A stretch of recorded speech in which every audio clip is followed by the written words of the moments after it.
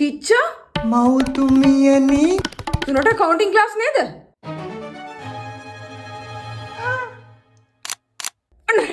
අනේ අපේ හිච්ච කාමරේට දුවලා ගිහි ක්ලාස් එකට ජොයින් වෙනවා. මෙහෙම කතන්දරයක් දන්නේ නැති හිච්චගේ තාත්තා කාමරේ දොර ගාවට එනවා. හිච්චා අද වොෂ්රූම් ගියාද? ඇහෙනවද පැහැදිලිව පේනවද? ඔව්. කොමඩ් එක ෆ්ලෂ් කරලා දාවේ.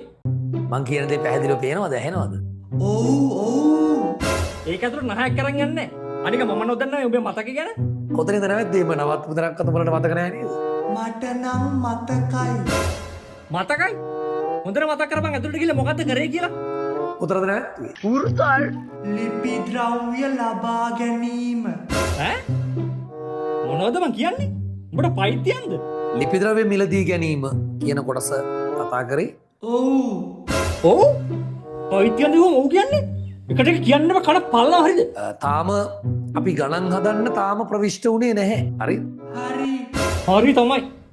මේ ලෝකයකෝ අවංකව ළමයෙක්ගේ සාර්ථකත්වයක් දකින්න මහන්සිනේ තුන්ගොල්ලයි. අම්මයි තාත්තයි ගුරුවරු. ඒ තුන්ගොල්ලන්ට ගරු කරන්න පුරුදු වෙනවා. ඕක නෙවෙයිනේ තුන. ඈ?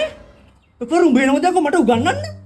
ගියාම බලන්න තව කවුද එහෙනම් ළමයෙක්ගේ සාර්ථකත්වයට මහන්සි වෙන්නේ කියලා? බැංකු ණය. බැංකු ණය? හිච්චා ඔබ මාව වීලුවකට ගත්තද? ආයක තුනද? ඔව්. ඔව්. මට බෑ ඩැඩි. පියතුමනි. Wakabo.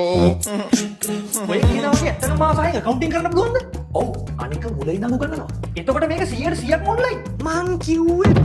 සර් කියන්නකෝ. ඔව් ඒ වගේම රෙකෝඩින් අන්ලිමිටඩ් බලන්නත් පුළුවන්. ඔය කිව්වට පේපර් ක්ලාස් එහෙම කරන්නේ නැතුව ඉතිනේ. පේපර් ක්ලාස් එකක් නෙමෙයි තුනක් තියෙනවා. අනේ ඔය. ඒ වගේම පන්තියට එන පළවෙනිම දවසේ ඇඟිල්ල. ඇඟිල්ල නැහැ. වැඩේ පටන් ගන්නකොටම කම්ප්ලීට් ටියුට් සෙට් එකක් ගෙදරටම එනවා. සර්ගේ මේ අර ගම සමග පිළිසඳර වගේ වැඩකුත් කරනවද මේ? නෑ එහෙම එකක් නෙමෙයි. ඔන්ලයින් පන්තියක ළමයින්ව මෙහෙවන හැම මාසයකටම ගයිඩින් ප්‍රෝග්‍රෑම් එකක් නම් තියෙනවා. Dimkarne Primitikkarne Accounting Shehan Vijay Surendra. Accounting Shehan Vijay Surendra.